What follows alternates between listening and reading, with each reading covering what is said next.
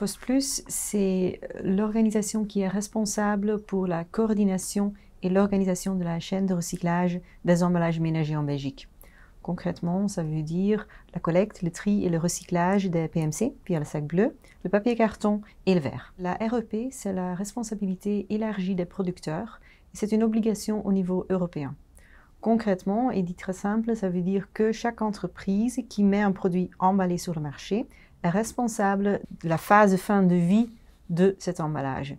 Et théoriquement, bien sûr, chaque entreprise pouvait assumer sa responsabilité individuellement, mais ce ne serait pas très intelligent ni très pratique pour le consommateur.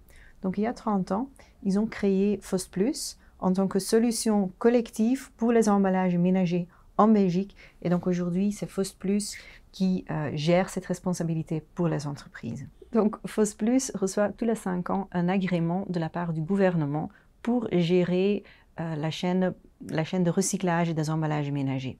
Et à partir de 2024, donc à partir de cette année et depuis le nouvel agrément, il y a aussi une partie qui est proposée, qui est inclue dans cet agrément pour soutenir les entreprises dans la réduction des emballages et dans la transition vers des emballages réutilisables.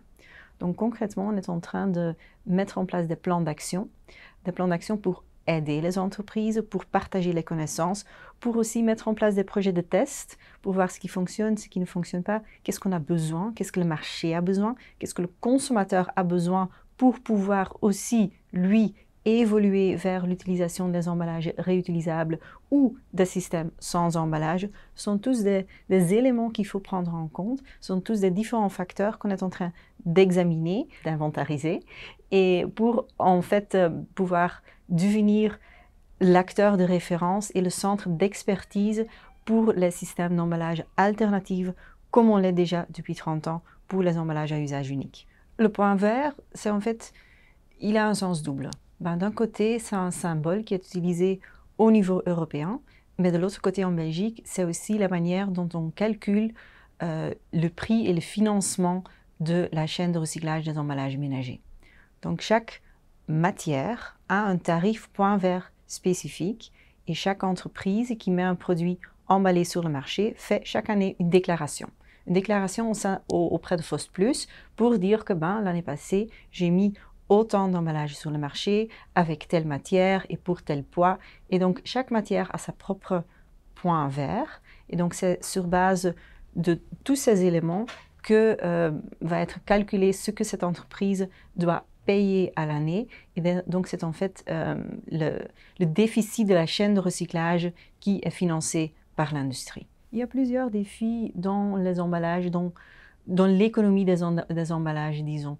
Il y a d'un côté un besoin aussi bien de l'industrie que du consommateur, un vrai désir de diminuer l'impact environnemental des emballages. Ça veut dire que les emballages doivent être plus durables, doivent avoir un impact moindre sur l'environnement, sur la propreté publique et sur la nature en général. Et de l'autre côté, il y a une vraie transition qui est en cours et qui est vraiment liée avec le premier point, et donc c'est-à-dire cette transition vers des emballages réutilisables ou des systèmes sans emballage. Ça veut dire qu'il y aura plus de produits, plus de services qui seront proposés avec des alternatives, mais pour ces alternatives, il faut bien sûr aussi créer des chaînes logistiques et c'est là qu'il y a aussi beaucoup d'opportunités pour FOSPlus.